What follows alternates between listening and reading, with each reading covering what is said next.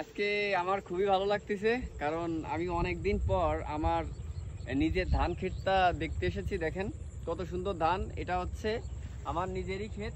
আর এইখান থেকে শুরু করে আমাদের এইখানে 30% মতো আমাদের এখানে জমি আছে।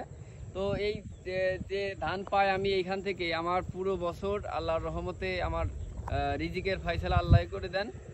তো আমার খুবই ভালো লাগতেছে এই ধানগুলো দেখে। আসলে নিজের খাবার নিজে উৎপাদন করে খাওয়ার যে কি একটা ফিলিংস, সেটা হয়তো সবাই জানবে না। আর এইগুলো শহরের মানুষ আসলে ভিন্নভাবে দেখে। যেমনটা শহরের মানুষ মনে করে যে এইগুলো খুবই ছোট কাজ, কৃষিকাজ করা মানে খুবই ছোট কাজ করা। তো আসলে যারা এরকমের ইন্টেনশন নিয়ে এইসব কথাগুলো বলেন, আপনারা এই কথাগুলো বলবেন না, ঠিক আছে? দেখেন, এই যে আমরা যদি ধান চাষ না করতাম তাহলে কিন্তু আপনারা কখনোই খাইতে পারতেন না। এটা সবসময় মাথায় রাখবেন। আর আমি লেখাপড়ার পাশাপাশি আমি এই মানে ধান চাষ করেছি। কেমন ধান হয়েছে একটু ক্যামেরাটা কাছে নিয়ে দেখাও। কেমন ধান হয়েছে সেটা একটু কমেন্ট বক্সে কমেন্ট করে জানাবেন।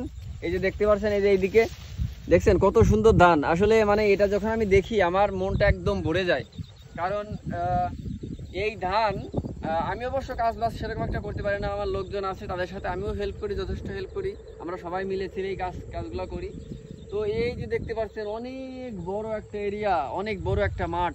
এই মাঠ দিয়েই কিন্তু সবাই কিন্তু এই ধান মনে করেন যে চাষ করে।